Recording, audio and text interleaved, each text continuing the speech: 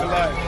What's happening, people? I'm here with the main man. It's the champ. Make sure you tune into Pep Talk UK, where it's talking boxing and big up.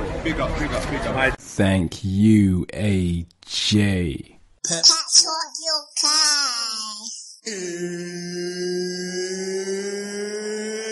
It's time! Everyone talk good game, but it don't really faze me. The man that ain't mad like Max, the boy that not murky like Ace B. And them guy walk the slide on the back bar, like a baby.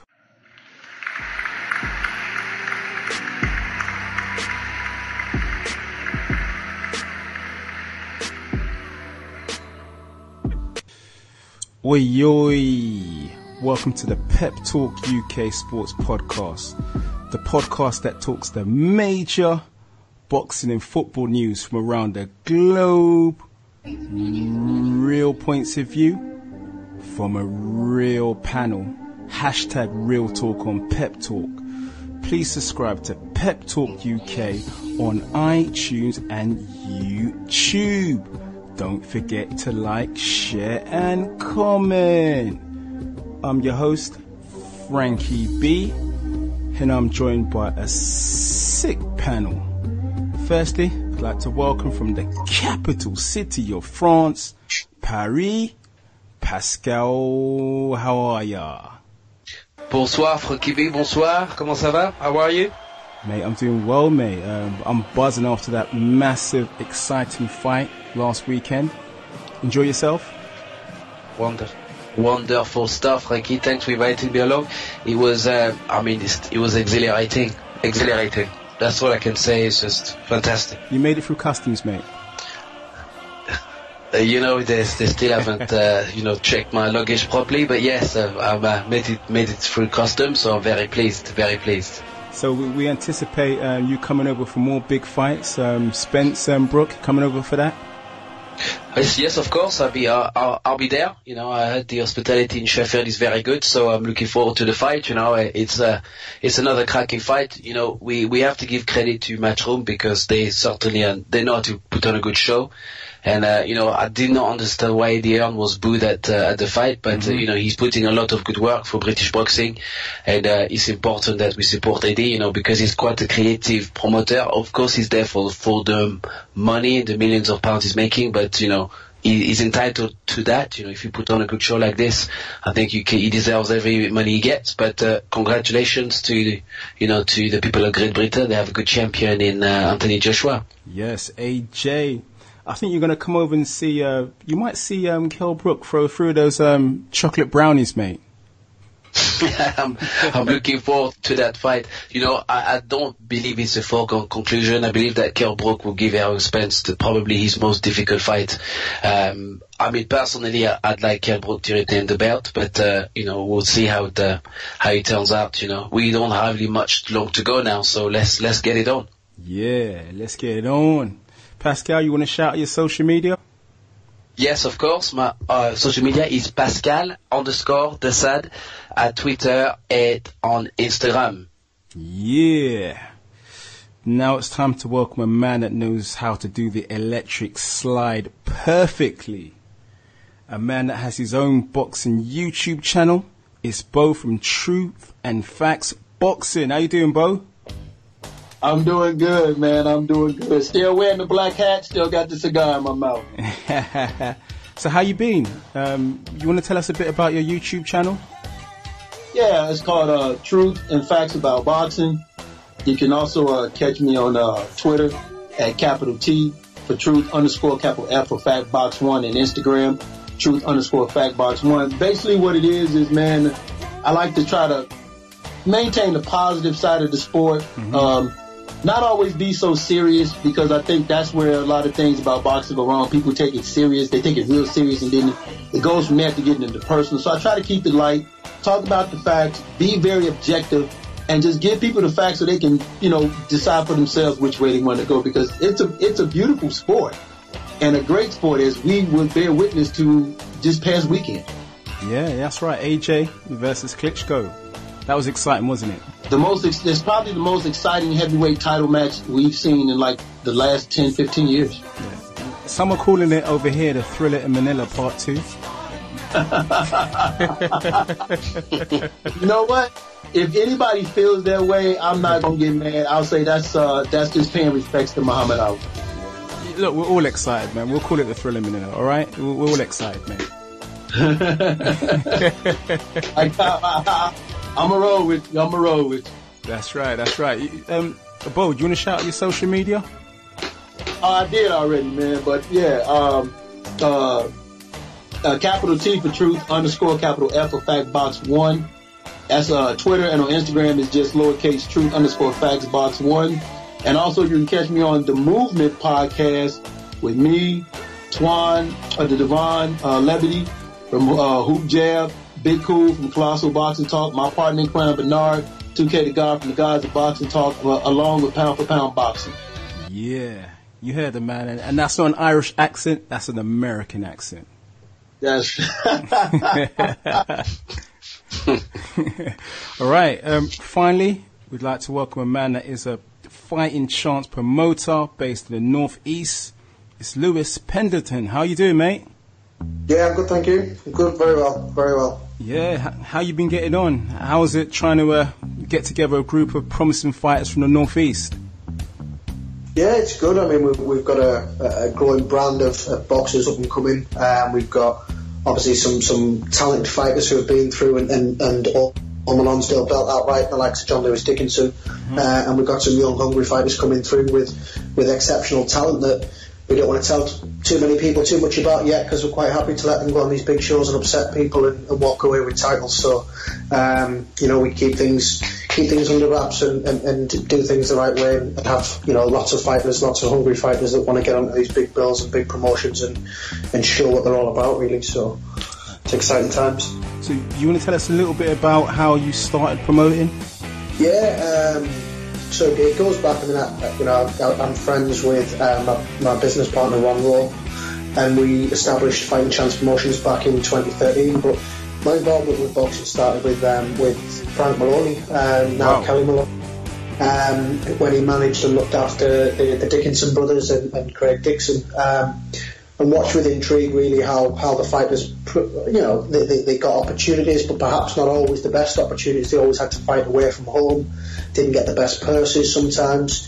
Great opportunities, and Frank did a lot for the lads at the time. Mm-hmm. And then when he retired, we took on the idea of managing them. My business partner always trained the fighters anyway, and he's got a proven track record. He's been all over the world, been out to Chicago with the amateur boxers and ran the World Firefighting Games, and was involved in the Olympic Games as an amateur coach. So was a highly respected coach. Has been involved with careers the likes of Amir Khan and then Darren Barker and people like that. He coached when he was on England. So a lot of high profile fighters know him really well. And we've developed along ever since. We've taken on our own gym and our own facilities and sort of building the next generation of fighters, really. Is there anyone in particular you've got to look out for? We've got an exciting super middleweight in Kyle Redfern, who's had 4 fights now and had 3 stoppages. Probably could have had a 4th stoppage, but wanted to go the distance and learn a little bit. We've got a very exciting switch hitter, a bantam stroke super bantamweight in Jamie Humble, who for me is probably the most naturally gifted boxer I've ever seen in terms of his switch hitting abilities, and when he's on fire is untouchable. And again, early in his career, but lost to Mitchell in an ABA final, in a junior ABA final a number of years ago. So he's well established as an amateur, got a good pedigree, and he's very exciting. It's hard really because we've got so many. We've got Darren Ray who's coming through. I could probably sit and reel off 10, 11, 12 fighters who I think are exciting. We've got a heavyweight who is the type of heavyweight who goes and knocks out or gets knocked out, so he always brings excitement. He can bang. Yeah, he can bang, and he's had 5, won 4, and lost 1, lost on a point to a lad who just won for the English title. So we've got an exciting crop of people up here, and an interesting breed of fighters and boxers. Yeah. What about you? Are you any good in the speedball? No, not really. I did. I got involved in boxing through cross training. I was a judo player. I did judo at quite a high level. Oh, wow, okay.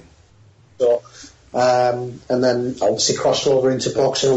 Some of my friends boxed. I did a little bit of boxing, tying the front legs together with 16-ounce gloves, and first person to get knocked out was the first person to knock somebody out was the winner. So that was my experience of boxing back in the day. But it's I like to stay the other side of the ropes. These guys are going and take the punches. Fair play to them, because my job's to promote and talk, not get hit in the face. So. That's it. I agree. It's a lot safer behind the ropes. Do you want to shout out your social media for Fighting Chance Promotions? Yeah, we are FC Promotions 1 on Twitter, the same on Instagram.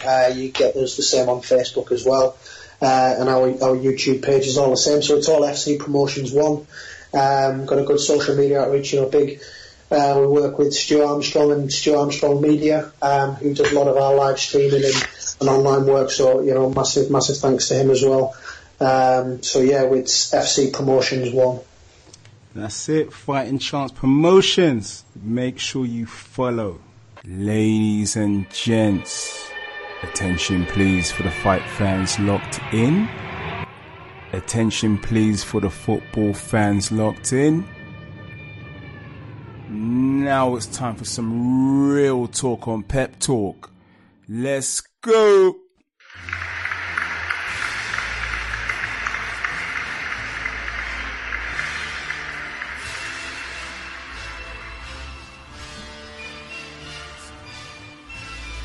So we start with the boxing, and the main event last Saturday was at Wembley Stadium. It is inevitable that we talk about the changing of the guard, with Anthony Joshua overcoming Vladimir Klitschko to retain his IBF world title and claim the WBA Super World Heavyweight title. Now, Pascal, what a fight. This fight was better than having Nutella on fresh white bread, mate. That is a very good analogy, and I love Nutella. It was practically a Hollywood film, and I think that Anthony Joshua will be probably starring in the next Apollo Creed film. It was just incredible. From the very beginning, I knew that both boxers respected each other. There was a lot of caginess in both fighters because they both got some power, as we saw throughout the fight. But eventually, I felt that Joshua, Joshua comfortably won the first 3 rounds. He bossed around pretty well. But then the inevitable happened. Is the power of Joshua is undeniable. And he dropped the king himself. Vladimir Klitschko was dropped, and I did not believe that he could get back up. But the conditioning of the ex-champion at 41 years of age is exceptional, and it's remarkable. Yeah. Remarkable conditioning, the true hallmark of a champion, and he himself managed to knock down the big beast that is Anthony Joshua. And I tell you what, the whole of Wembley Stadium was very concerned at that point. You could hear in drop. It was unbelievable. 90,000 people going quiet, wondering what was going on. But Joshua showed some great composure. Again, powers of recovery was certainly, in Joshua's favor. The fact that he's quite young, he's quite athletic, and he managed to come back. And the stoppage on the 11th round was a remarkable comeback from a very young fighter. And everybody was saying that Joshua needed to be tested. Joshua, we don't know how good it is. We don't know his character. This, to me, answered all the questions. He's very much a champion, and he's also showed the true character that we expect of traditional British fighter. Is definitely in the mode of a British fighter. But do you think Klitschko exposed some possible weaknesses of Anthony Joshua? Absolument, bien sûr. I believe that Klitschko showed his class. Klitschko showed that as a veteran fighter, he still can mix it with the best of them. And there were some instances in the fight where to me Joshua looked, I don't want to use the term average, but he certainly showed less quality than Vladimir. And I believe that there's certainly even Joshua himself as he said it, that he's not perfect. There's a lot that he needs to, to learn.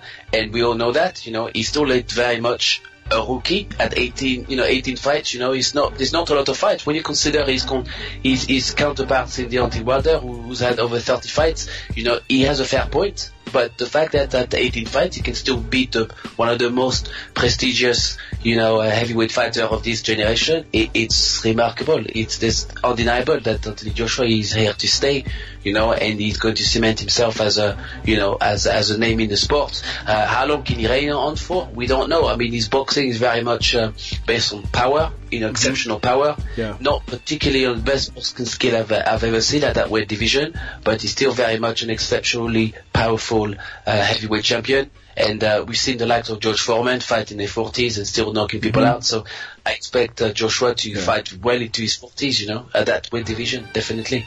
Yeah. Well, Bo, what about that uppercut? That uppercut was an absolute equalizer, mate. Because for me, I felt Joshua was maybe slightly behind on the scorecards. I mean, how did you see it? I actually had to fight. I had Klitschko up by a point to that knockdown in the 11th, and I think that what you saw with that uppercut was a combination of two things. It was Anthony Joshua learning from things that wasn't working for him or the mistakes he made in the 5th round, learning from that, and carried it into the 11th round. And it was a move where, and keep in mind, people got to remember, Anthony Joshua was in sparring camp with Klitschko to help him prepare for Kubrat Pulev. Yeah. And he threw the hook first. And when he threw the hook and Klitschko went down, he kind of kept his forearm on the back of Klitschko's head to keep it down there. Then he with the uppercut. That's a veteran move. That's very Klitschko-esque, isn't it?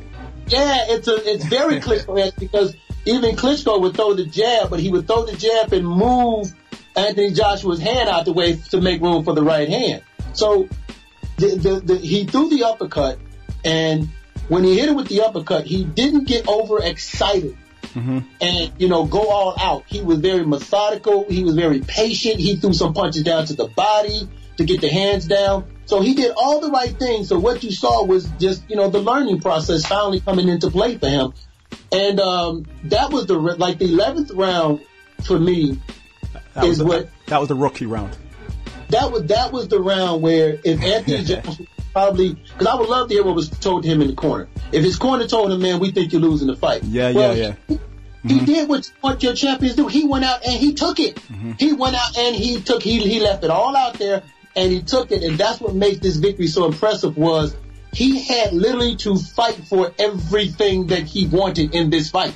Because the old man showed that, hey, I'm an old dog, but I got one good fight left in me, and we showed that.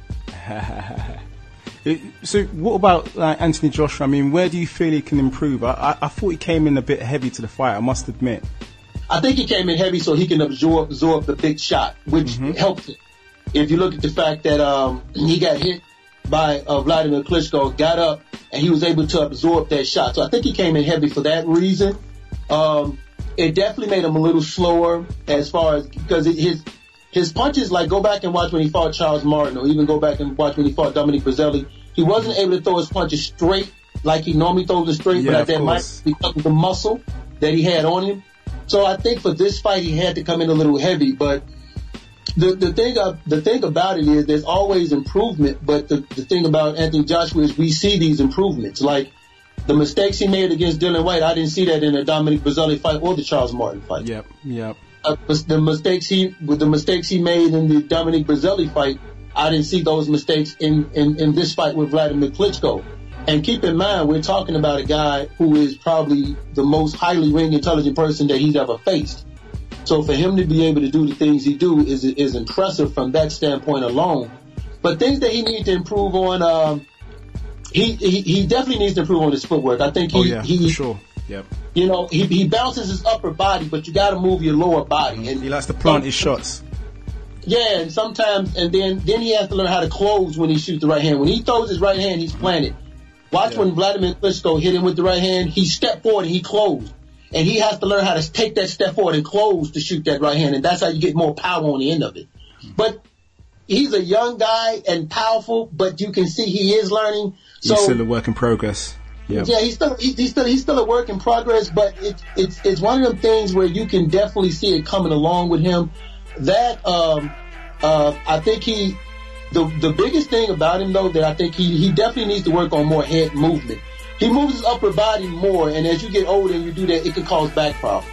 So he needs to move his head, lean more with his head, especially when he throws punch. Like when he throws his jab, he needs to lean his head to the side, to his right side, to his right a little more, so the punches will slip past him. But I mean, he'll get there. Like you can see, he'll get there. You know. So obviously you're from across the pond. You got your guy, Bomb Squad. Potentially these two can fight in the future. Do you see Deontay Wilder being that man to give AJ his first L, or do you think AJ will just blast him out?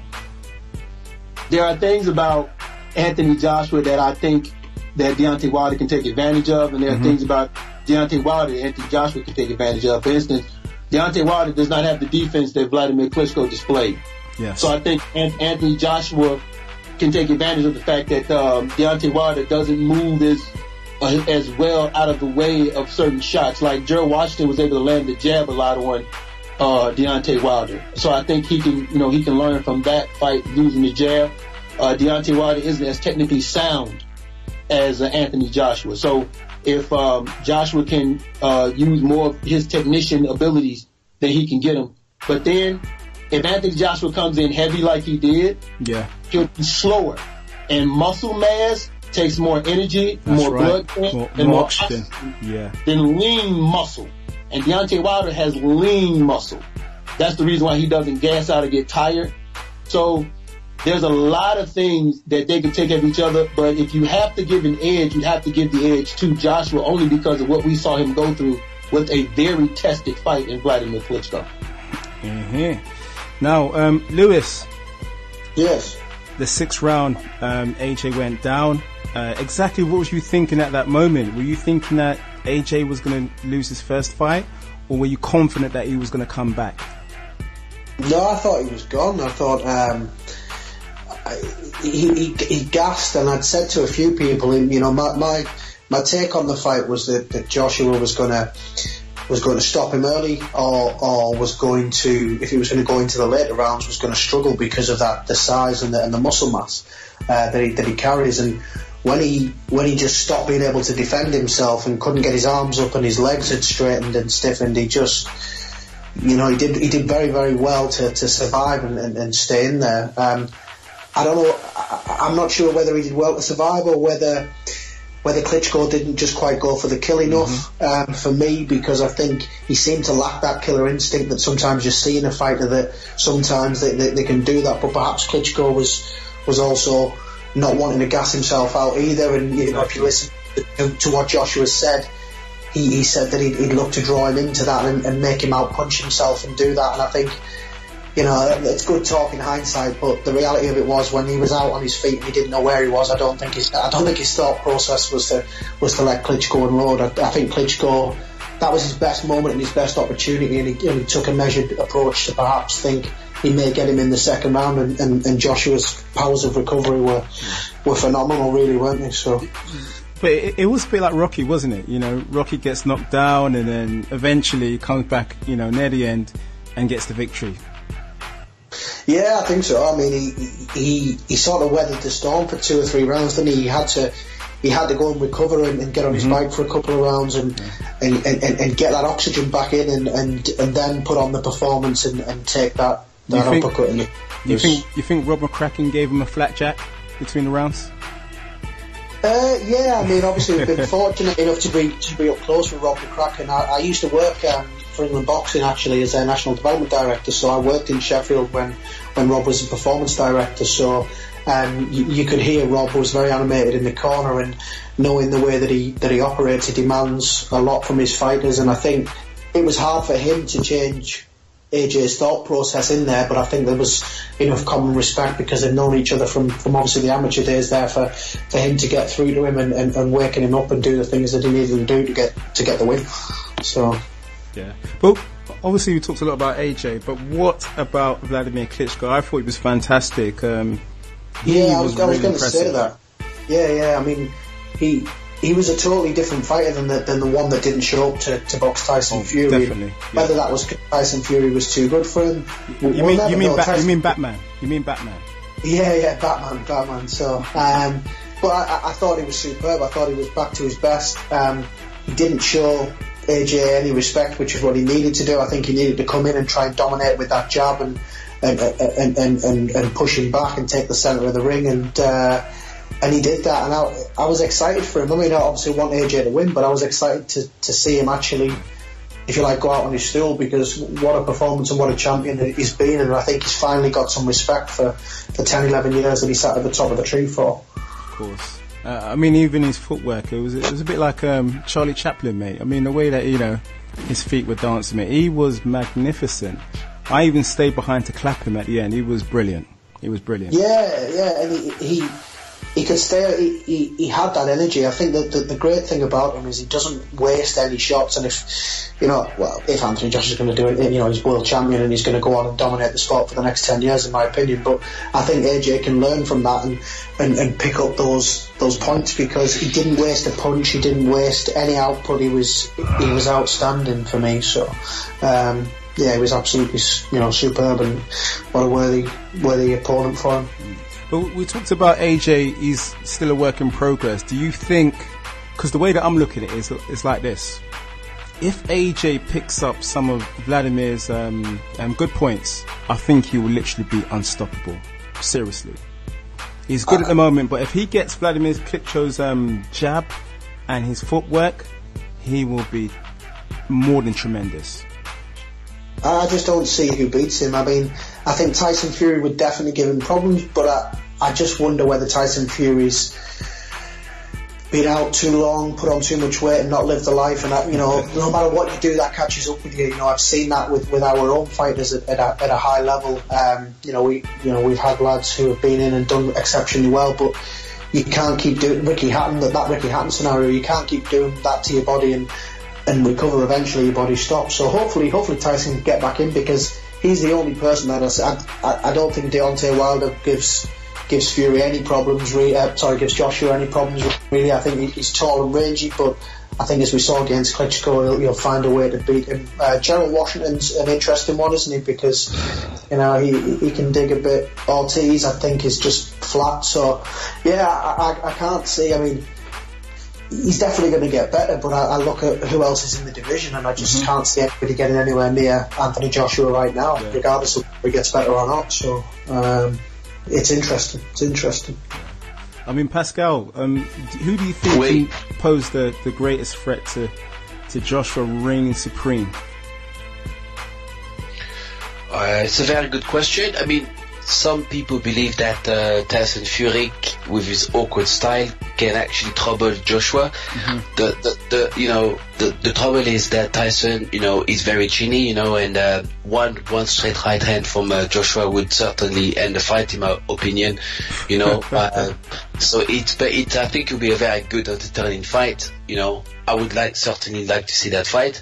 The fight I would like to see, for me, it's to see how good is Deontay Wilder, and would Wilder fancy taking Vladimir Klitschko on, because Vladimir Klitschko certainly, showed to all of us, to the rest of the world, that he's still very much, the warrior and the champion that we still believe him to be. Even though he lost the fight, I gain incredible respect for Vladimir. I always liked him as a fighter, but even in defeat, to me, he was a marvelous man, and I would like to see how he tests himself against Joseph Parker, or potentially the Deontay Wilder. It would be good to see how Wilder faces against Vladimir, and if Wilder beats Vladimir, then what about a super fight between Vladimir and Joshua? I mean, that will be electrifying, because both of the, let's be honest, Wilder needs the big fights in America. He's fought almost no one. Yeah. as a heavyweight fighter, I mean, certainly globally, from the French point of view, you know, we do not respect him as well as Anthony Joshua because, you know, for us, you know, the heavyweight championship is synonymous to the likes of Mike Tyson, you know, Holyfield, Lennox Lewis, you know, the greats of this generation. And Wilder, to me, has not ascended in that category.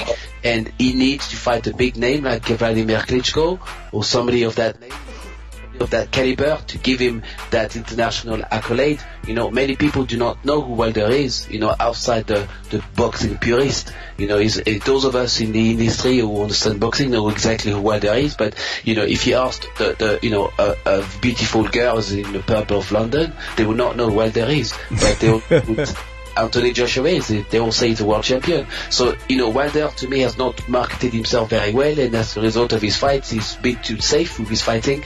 And I think that a very good fight for Vladimir would be a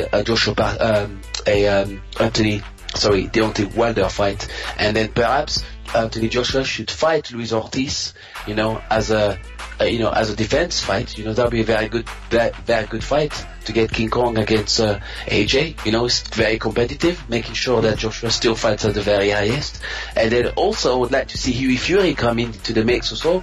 You know, Hughie Fury is a promising heavyweight fighter, not as good as his cousin, but, you know, there's talks about him also having some talent. But certainly the heavyweight division, the landscape looks a bit more interesting. You know, there are some fights that could be made that would be quite entertaining. You know, Bellew, maybe?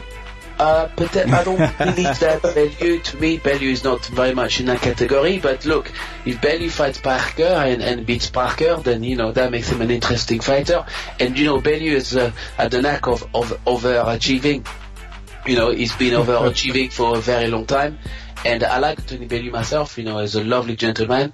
And I would like to see him do really well. Is the heavyweight division a step too far? I mean, look, I am not one to dampen people's dreams. You have to dream as much as you can and elevate your thoughts process as high as possible. So if Bellew wants to become heavyweight champion of the world, let's support him and let's hope that he can achieve that dream of his, you know, it's possible. Mm-hmm. So, Bo, who do you think, you know, out there in the heavyweight division poses the most sternest test to Anthony Joshua? The most sternest test? That's possible out there, yeah. You know, that depends on who you ask. You have some people who feel that Luis Ortiz could pose a stern test. People feel that Deontay Wilder, simply from a power aspect, because of his power, he does have that. I've said it before, Deontay Wilder is a B-level, B-minus level fighter, but he has elite level power. So, but he does. But he's definitely he's not an upper echelon heavyweight in my opinion. And to Pasquale's point, like he's not like that well known. Well, he's well known here in America, but the Americans are very, very fickle about who they get behind when it comes to the heavyweight division. Like, you have to impress us. You have to show that you deserve this praise that you're getting. And, you know, to your point, like, he hasn't, like, the biggest test on his resume was Burnish to Burn, and that was, what, a year ago or something like that? So we're still waiting for him to show us, like you said, we have the Mike Tysons, we have the Muhammad Ali's, we have the Larry Holmes, we have a rich history of great American heavyweight champions, and we want him to live up to that billion. So far, you have to say, out of 40 fights, he has yet to do that. Mm-hmm. So he needs to make a unification fight with Joseph Parker, maybe even fight Luis Ortiz. You know, he needs a name of recognition on his resume. And when he does, because the reality is right now, Anthony Joshua has positioned himself where he don't have to leave the UK to make American-style type money. He's done that. He's positioned himself where he don't have to. And if you want to make money, now you got to see him because he's the man now in that division. So it's interesting to say because I don't see Joseph Parker doing it. He's the weakest champion in my eyes. He's the weakest champion out there. I agree with you. I think outside of the fact that you may have a guy like Wilder with power and Luis Ortiz only because he has that Cuban pedigree and he's very technical with power. Those are the only two names you can come up. You got Kubrat Pulev, but you just don't know. And that's the thing is you really can't say for certain after that performance because he's been through the doghouse. He's been through the, you know what I'm saying? Like, out of all those names I just named, there's nobody that's been more tested than Anthony Joshua got tested on Saturday and passed. So it's hard to say because of that right there. But it's interesting because at the end of the day, I think it's going to be up to Anthony Joshua. Like, I think the only person that can derail this train is Anthony Joshua right now at this point. You have to say that. Mm-hmm. And so it's so interesting. And boxing needs that. Boxing is a global sport. And America needs to wake up. We're not the save all, the end all of boxing anymore. We need to wake up. It's a global sport. So I like it. I actually like it. I like what the win does. I like the performance and what the performance does. It sets a standard. So, it's just an exciting thing to be about the heavyweight division right now. Yeah. And finally, did you see Deontay Wilder's jacket over the weekend? It was a bit like Inspector Gadget, mate. Yes, I did. Deontay Wilder is, the thing about Deontay Wilder is he has a great story. He's a guy that took up boxing at the age of 19 because he had a sick daughter. So he took up boxing at the age of 19 to make money so his daughter can have the medical things she has. He won a bronze medal, and he went on to be a heavyweight champion. It's a great story, but unfortunately, every story is critiqued and needs a great ending, and we're waiting for that great ending from him. Yeah. And that's the thing. Like, America, as great as it is to box here, the appreciation for boxing isn't like it is everywhere else. Like, we're very, very critical. We're extremely critical, but that's because we're so used to being the pinnacle of boxing. Y'all be about that life, Y'all be about that life. I moved to the suburbs to get away from that life. Chi-town, baby. That's right. Right.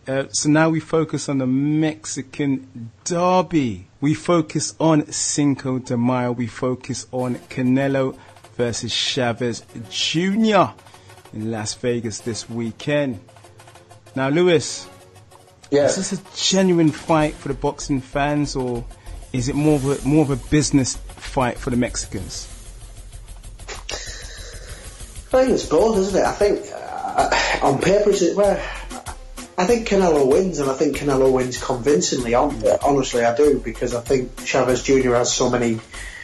He's undoubtedly talented and undoubtedly from great stock, but I just think I can't see how Canelo loses that fight. I think it's marketed perfectly, and I think obviously it's a showdown that's going to bring out all of the Mexicans and all of the fans on both sides. So I think commercially it makes a lot of sense. It makes a lot of money, but I think Chavez Jr. would only get in the ring with Canelo for that amount of money. Not that he fears him, but I think it's a business, isn't it?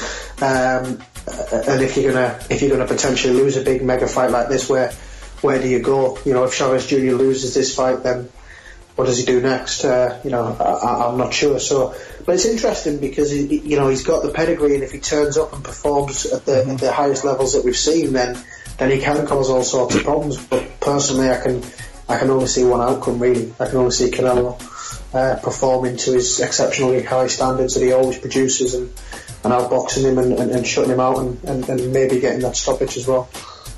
Do you think Donald Trump is going to turn out?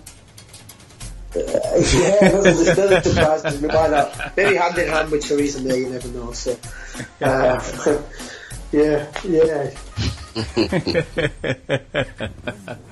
It'd be best to stay at home, mate, and watch it on pay-per-view.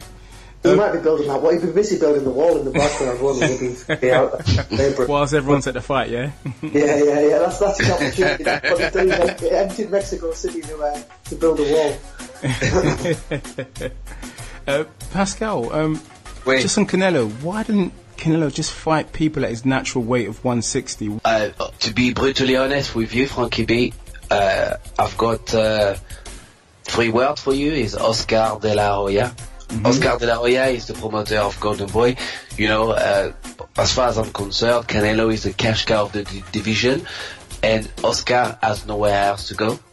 And so Oscar is literally milking the cow until the cow runs dry.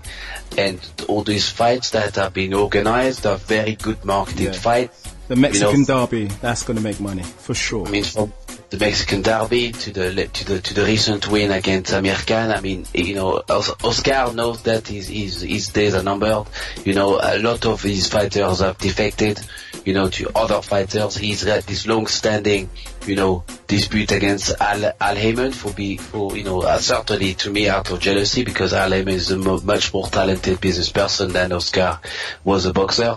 So, you know, so in terms of Canelo, it's just using Canelo to revive to certainly to keep Golden Boy as a relevant promotion, you know, within the sport of boxing. But there are so many promotion arms now, you know, that are taking place, you know, from obviously the big established ones, from Top Rank to Al Heyman, so now, you know, Floyd Mayweather has his own, you know, and Richard Schaefer is now back on the market, so he's going, the landscape has become very competitive.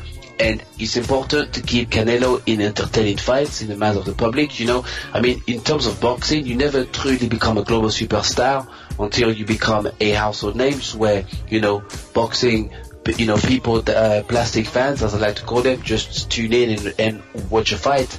You know, Cinco de Mayo is a very big, you know, national holiday in America.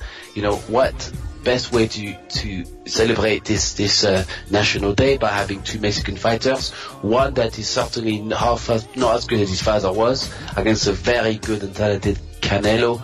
You know, to me, it's just a very, very well marketed exhibition fight where we're going to see Canelo against a good fighter, but a Chavez Jr. that's never really had to fight as hard as his father had to. You know, boxing, you know, it's not just about having the skill to fight, but it's about having this desire. And a lot of the great fighters, you know, come from places that you and I have never been before.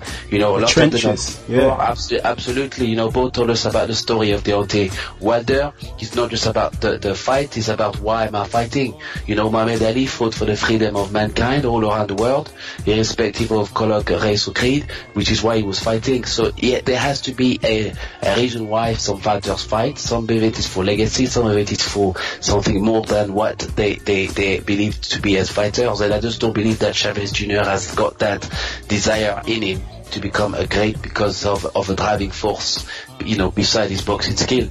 So to me, the conclusion is very easy. Canelo, you know, wins convincingly, you know, potentially maybe even stops in the later rounds because he's a drained Chavez. And perhaps the you know, I can hear Max Kellerman talking to him about who to fight next, and the Triple G discussion. GG, baby. It's just never ending. Please make the fights that people want to see, you know. People want to see blockbuster entertainment fights. We had James again against Badu Jack, superb fights. We've recently had Joshua against Klitschko, superb fights. We now have Errol Spence against Brook, superb fights. Please, for the love of God, give the boxing public a good fight. Let us have this Triple G fight against Canelo, you know, agreed sometime in Christmas or early next year. That fight has to happen. Speaking of fights, I'm just slightly digressing. There was a lady on Twitter who said that she can't wait to see Anthony Joshua versus Mayweather. Well, that just goes to show, you know, that you know, people the general public don't really have much understanding of the weight divisions. But what you just said here, Frankie B, you just made it very interesting, because you've validated my point that when you become a global superstar, household names, boxers like Mayweather and AJ, people just automatically assume that they can fight each other, which is impossible. But it is the level of boxing, that the certain level of popularity that most boxers aspire to be, you know. And certainly for a lot of the fighters that we discussed tonight, you know, they have not yet reached that level. Bo, do you think Chavez Jr. will be too drained, making it down to 164.5 pounds for this fight? No, I don't think he's going to be too drained, because he started this early. He started this back when they were talking to him about making it. Right? So he didn't spend all of the training camp, get down and wait. But I do feel, and I agree with Pasquale, there are three reasons why I feel Canelo's going to win. Number one, losing weight. You don't just lose weight, you lose a lot of other things, like your body's ability to absorb a shot. Your body's ability to absorb punishment. when you're 200 pounds and you trip and fall, it hurts a little bit. But if you lose weight to 160 and you trip and fall, it hurts tremendously. Because your body has to be able to absorb that. So, and Canelo Alvarez is a very underrated body puncher. He's an excellent body puncher. So if he loses his weight, we don't know what his body can absorb coming down to that 164.5, even if he come down right. That's one reason.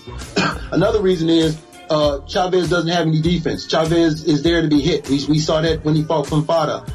When he fought Brian Vetta, he goes life or death with guys he shouldn't go life or death with. So, yeah, so I think from a technical aspect and a defensive aspect, Canelo is just better. And the third reason, I was like Pascal was saying, Chavez has never had to go out and really get it. He's never had to go out and really have to have that reason, that hunger in his belly to go in. It's because of his dad's name that he had world-class trainers like Freddie Roach and Nacho Berenstein. It's not because they saw him and saw talent. It was because of his father. So, in that aspect, I think Canelo wins simply because Canelo knows and understands what's at stake. If he loses, there's a lot of money on the table there. Yeah. And he understands that. He understands there's a lot of money to lose. I've been in this situation. Canelo has been in this situation before. He's been in these moments before. After he lost to Floyd, he fought Edizani Lara. And he had to crank it up because if he'd have lost back-to-back losses, who knows what would have happened. Mm-hmm. So, and he's been on that stage before. It's been a long time since Chavez has been on that stage before. So those are the three reasons why I feel that Canelo Alvarez will win, because Canelo Alvarez knows what he has to do and has had to go out there and do it and get it. And the body shots from him being at 164.5, losing weight weakens you, gaining weight kind of strengthens you. So those body shots, I'm curious about those body shots. And just from a defense and technical aspect, I think Canelo is sharper. Right. So basically you're going for Canelo. Yeah, I actually think Canelo round knockout by body shot. I think Canelo knocked out with a body shot late round. Well, it's going to be interesting, and we can't wait to see the Mexican derby this weekend in Viva Las Vegas. Now it's interview time, and it's a women's boxing special. Our boxing correspondent Shaz spoke first off with the classical warrior Hannah Rankin, who makes her pro debut May 20th. Pep Talk UK are joined by a lady that's a friend of the show, has been on the show previously, has been on the podcast. It's none other than the boxing bassoonist herself, Miss Hannah Rankin. How you doing, Hannah? I'm doing great, thanks. Hannah, since we last met, you were going to go and get yourself a pro licence. How's that coming along? It's come along really well. Pro licence has been confirmed, and I've got my first professional fight coming up on the 20th of May. In prep for your fight, who's in your corner? Who's been training you for this fight on the 20th? Noel Cullen has been training me for the fight. Obviously, Derek Williams manages me, so I've been doing a lot with both of them, keeping busy in the gym. For people that want to come watch you fight, where is this fight going to be?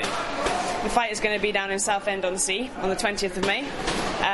All the details are on my Instagram and my Twitter, at Huller, and also at Boxing and Bassooning on Twitter. Now, Hannah, what weight are you going to be fighting at? Super welter, so for this fight it'll be 71 kilograms. 71 kg. Now, I've seen you spar women and blokes. Who are some of the blokes you've been sparring? So I've been sparring with Rakeem Noble and Conor Ben. It's been great to move around with these guys, get lots of experience from them, learn a lot about being in the ring, so it's been really great. Now, you've got a manager that you mentioned there, Derek Williams. Now, Derek's a bit of a boxing legend in his own right, isn't he? Yeah, he is. He's very famous, very big heavyweight, did really well in his previous career, and I'm really great to have him managing me. Now, butterflies before your big day? Yeah, obviously. I'd be a bit mental if I didn't have any nerves. But I'm really looking forward to it. It's been a long time coming, and I can't wait to get out there and show everyone what I'm doing and stuff. So looking forward to it. Now, you've mentioned one of your handles as boxing bassoonist. Now, for ignorant people like me out there, what's a bassoon? bassoon is a woodwind instrument. It's played in orchestras. That's what my job is. I play in orchestras and I teach kids. We do lots of other woodwind instruments as well, like the flute and clarinet. But yeah, my main job is to play the bassoon and entertain people. Now, I think you're being a bit modest there about the level you play at. What level do you play the bassoon at? So I've got a master's from the Royal Academy of Music, so I'm a professional musician. I'm out there freelancing with some of the big orchestras in London, keeping myself very busy.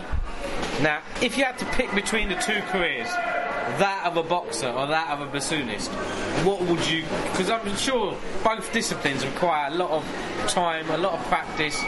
What would you pick over the other?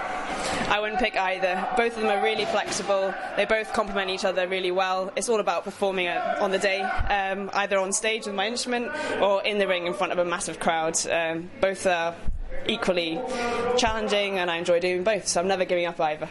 Now, a question I don't even know the answer to, and I'm going to ask you, in terms of boxers, who is your favourite? My favourite boxer? Male or female? Both. Give me a male, give me a female. So my favourite male boxer would have to be Lomachenko. He's just got outstanding footwork, amazing movement in the ring, and he's just a delight to watch. He boxes. I taught him everything he knows. He boxes in a similar style to me. Yeah, definitely. He's really light on his feet, super quick, and always really sharp. So yeah, it's all about the angles. It's all about the angles. Definitely. I love watching lots of different female boxers actually, but I've been doing quite a bit of work with Michaela Lauren, and I like watching her in the ring. She really takes it to the opponent and is a really good fighter. So yeah, she's one of my favourites. Michaela, if you're listening, you're due to be on Pep Talk. So stop playing hard to get and come on. Definitely, Michaela. Come on to Pep Talk. Give everybody a nice chat. Well, Hannah, best of luck on the 20th. No doubt you're going to have a blinding debut. We at Pep Talk will be following you. I personally love how your career is going to develop. I've been watching you for the best part of a year now, and best of luck with your debut. Thanks very much, Shaz, and thanks to everyone at Pep Talk UK for all the support. It's been really great. Lovely. Cheers, Hannah. Thanks. Now let's hear from the trainer of Hannah Rankin, the monster maker, Noel Cullen.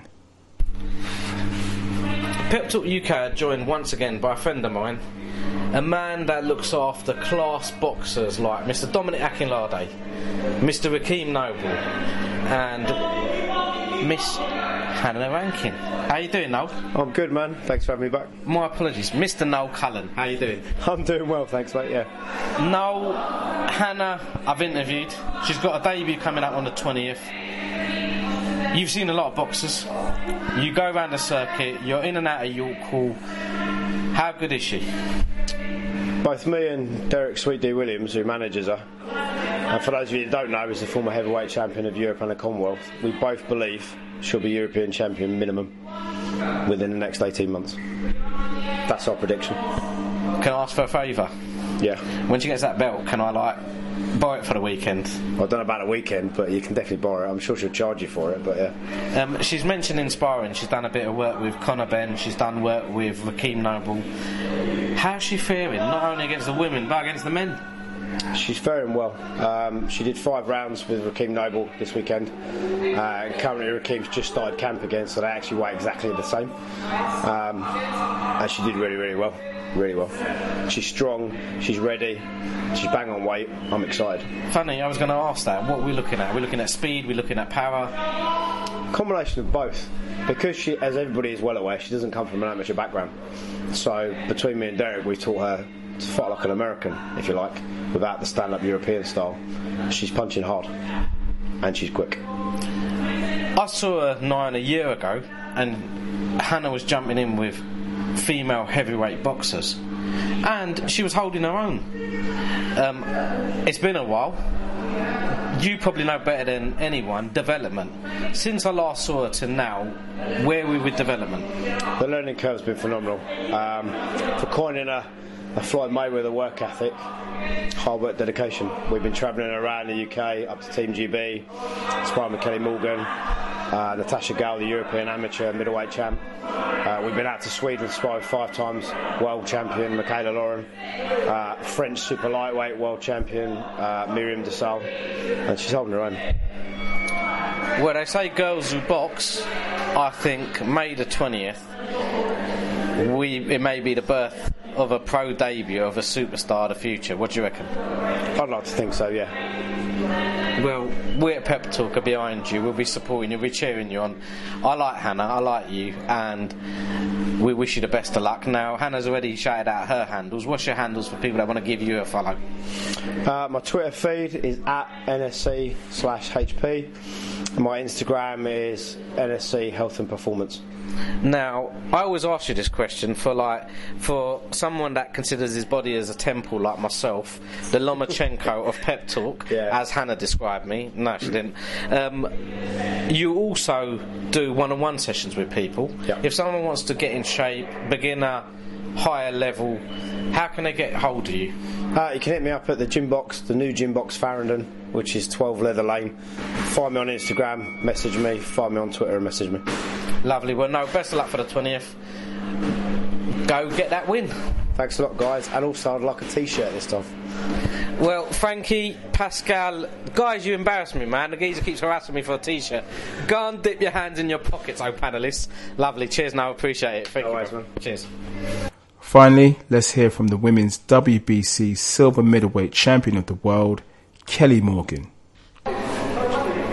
Pep Talk UK are joined by one of the elite British athletes, in my opinion, a lady from the Westish country, a spear chucker by trade, a ball hoop type woman, and now the WBC silver middleweight champion of the world, Miss Kelly Morgan. How are you doing, Kel? I'm doing great. Thanks for the intro, Saz. That's awesome. Do you know, people think I actually think about these things. It just comes naturally. I've been blessed. Just rolls off there. I wish, do you know, as much as I can talk the talk, I wish I had the same power in my hands and through them lethal combinations.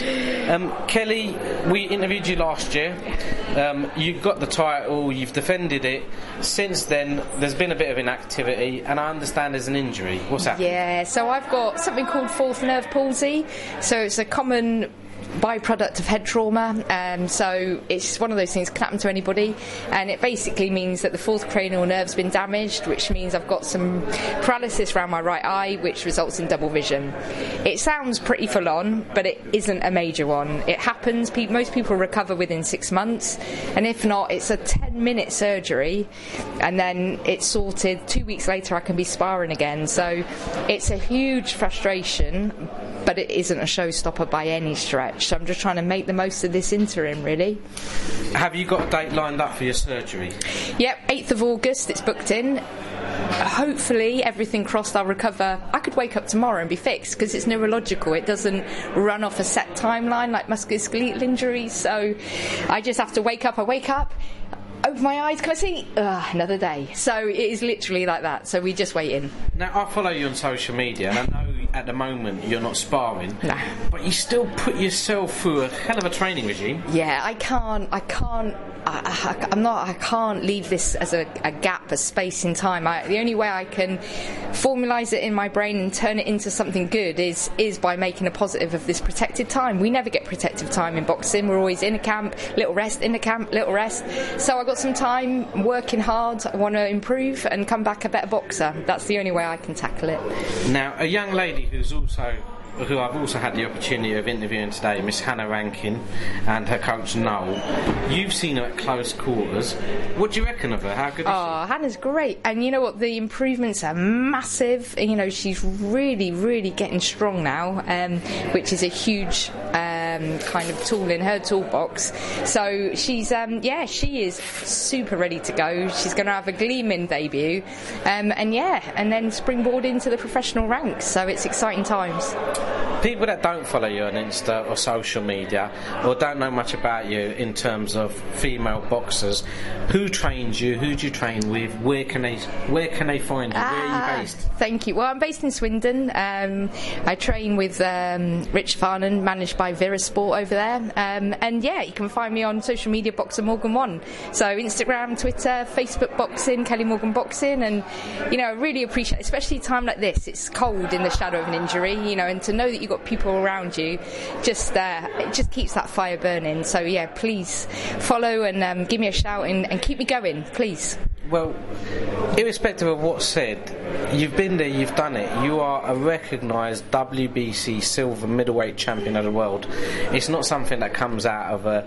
I open up my kids' Kinder eggs sometimes and hope something nice comes out, and I get these little plastic toys. You've earned that belt, you deserve that belt, and to be honest, for me, that's just a stepping stone for you to move on, and I think you're going to go further. Yeah, I just, no matter what happens, all professional boxers experience this roller coaster, but at the end of the day, I innately believe that this is just a start. You know, I am going to become champion of the world. I know it in my gut of gut. I've known it since I was 5 years old, and I'm going to make it happen. So yeah, I've just got to keep working. Well, you're so close. Silver to gold, there's not much in it now. Wow, you know, this is it. This is professional boxing. We know that anything can happen, but you know, I'm just excited for the journey ahead, and I'm thankful for the opportunities that have been, and I just pray that the opportunities will come again, and I believe they will. For someone that remembers you as a spear chucker, as a javelin thrower, I've followed your career from there, the transition into boxing.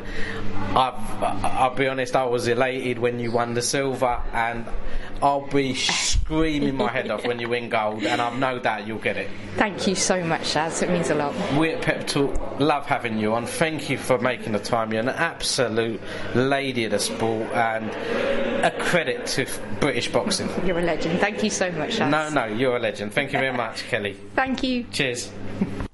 Haha. Thank you, Shaz. So now it's football time, and it ain't over until it's over. Spurs are still fighting for the Premiership, and their fans will love it if they beat Chelsea to the Premiership title. So we look ahead to a few of the weekend's games ahead.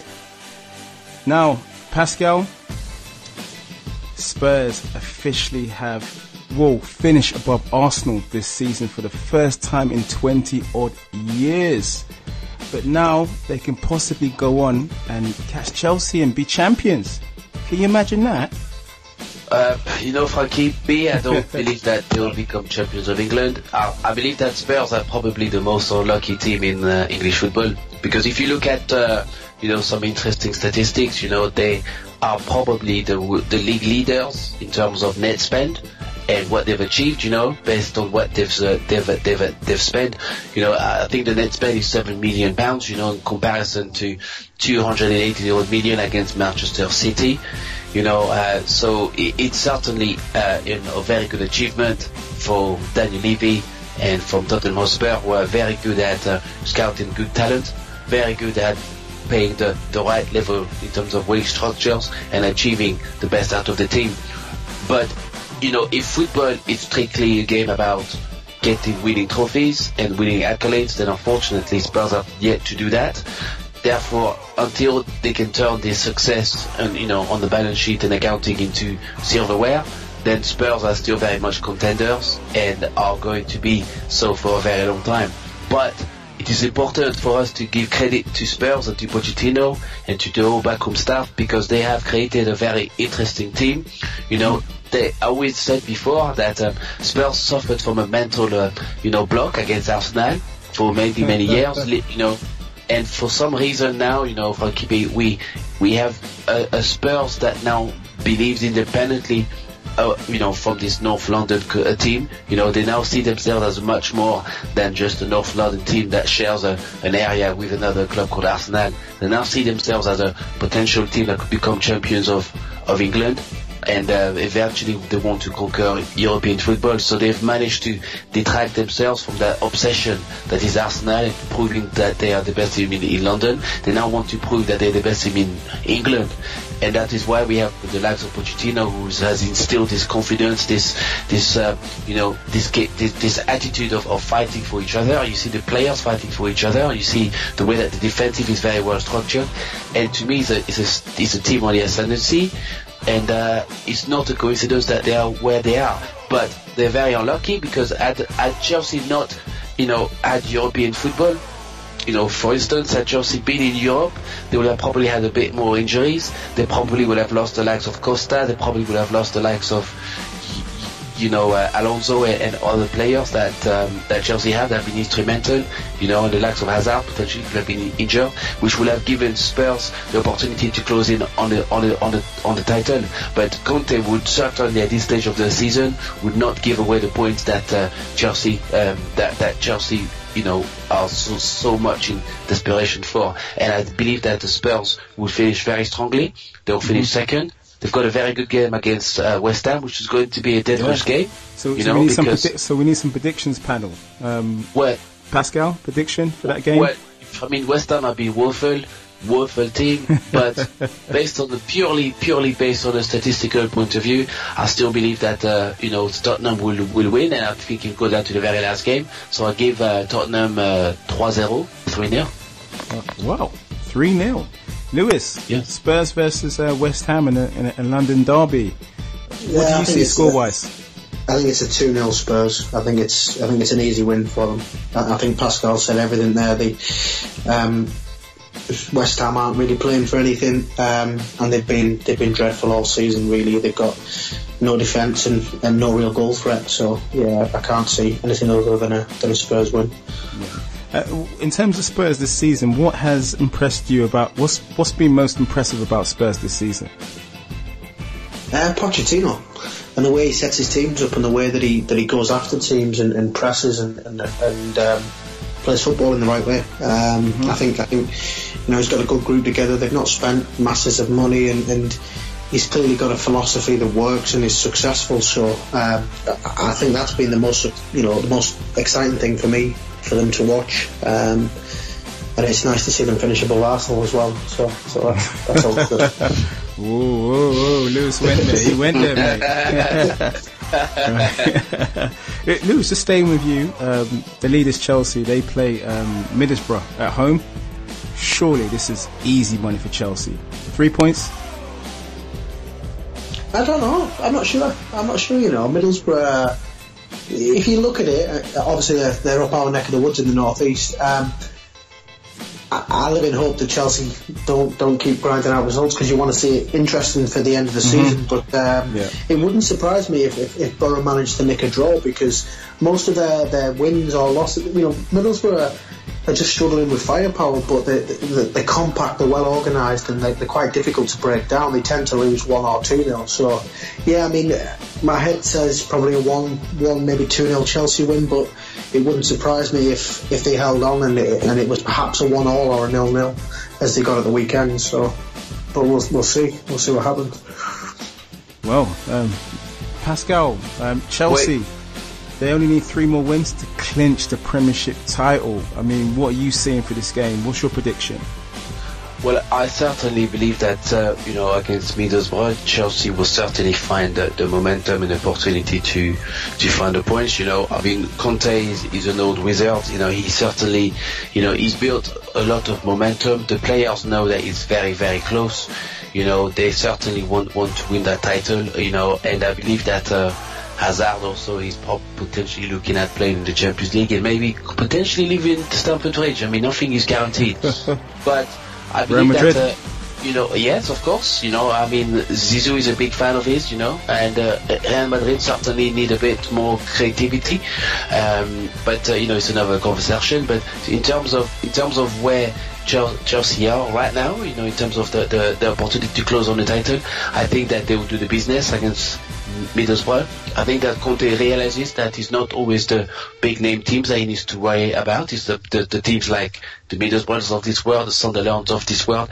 These are the teams to win, to take the valuable 3 points from. And I believe that Chelsea are certainly set up to win that game. I believe that they will win convincingly. For me, Spurs have got a much more difficult run. They have to play Hull. Hull, who are very well organised, who play very good football also. We are fighting for relegation. That's going to be a very difficult game. Let's not forget also they have to play Manchester United, and that will also be a very difficult game. Manchester United also chasing that top 4 and want to cement them in that top 4, and the players also want to certainly crack the Pochettino code, and trying to inflict a bit more damage to the Spurs defense. So I think the Spurs have got a much more difficult run towards the end of the season, and even if you know, for argument's sake, as Louis said, you know, if Middlesbrough need to draw against Chelsea, I still believe that the pendulum leads against Chelsea to close the show, you know, and Chelsea will certainly be crowned champions very, very soon. But for me, the next 3 games will be win-wins, you know. They're so very close, and Conte will certainly not allow any opportunity to lose that grip on the Premiership title. It could be a formality in 3 games, as they say, and Chelsea could be crowned champions. Now, to the last of our featured games, Manchester United against Lewis's team. Arsenal against Manchester United, Lewis's team, at the Emirates. Now, Lewis, Arsene Wenger, before we go into prediction, should he stay or should he go, in your opinion? He should go, in my opinion. What does he do? You know, he runs a business quite well. He's master at being mediocre. He's done very, very well for 5 years, and then for another 5 years he's sort of done enough to hang on, but it seems to be the same old thing where they drop to pieces fairly. Come February, January. Yeah. So, he was great in the earlier days. And as a United fan, we had some great duels, but they've been easy for some of the top teams to come in and beat them. You know, he doesn't change his style, doesn't change his philosophy. So, yeah, I think he should go.